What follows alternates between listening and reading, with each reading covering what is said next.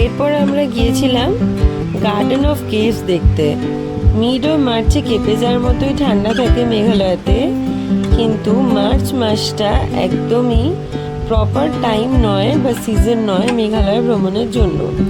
আমরা যে টাইমে গিয়েছিলাম সেই সময় প্রাকৃতিক সৌন্দর্য অপূর্ব থাকলেও শুনেছি জুন জুলাই মাসে ভিজিট করাই সব থেকে সুন্দর টাইম।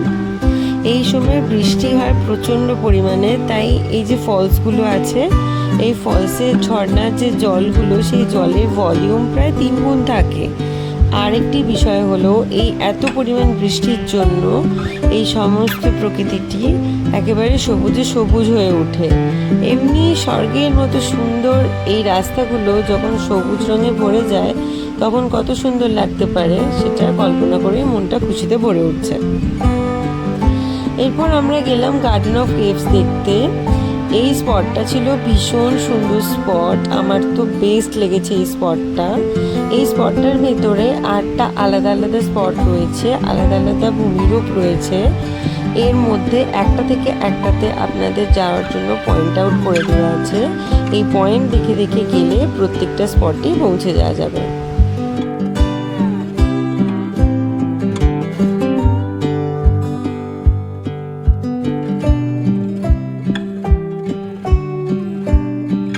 দেখতে দেখতে আমরা একটা স্পট থেকে একটা স্পটে যেতে আরম্ভ করলাম, আর কি পরিমাণে পর্যটকদের ভিড় দেখেই বোঝা যাচ্ছে।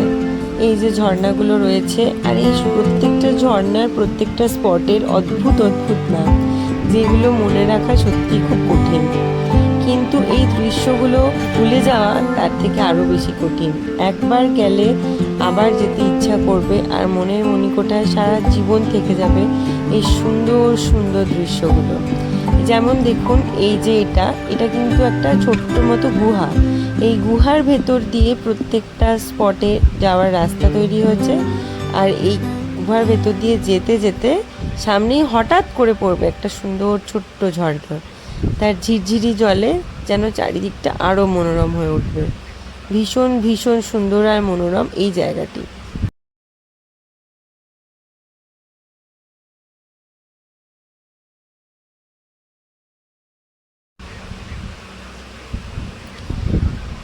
ওই যে দূরে দেখা যাচ্ছে ছোট্ট ঝর্ণাটা, ওটায় ছবি তোলার জন্যই লাইন লেগে গেছে এখানে।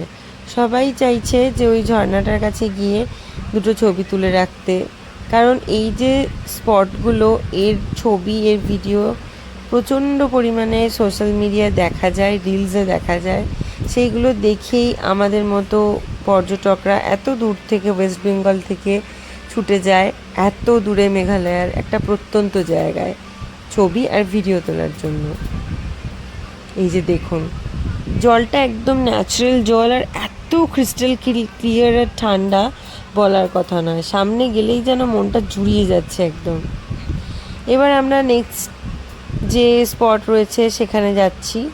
এই যে গুহার ভেতর ভেতর দিয়ে রাস্তা, আর একটার পর একটা রাস্তা অতিক্রম করে চলে যাওয়া যায় একটার পর একটা স্পটে।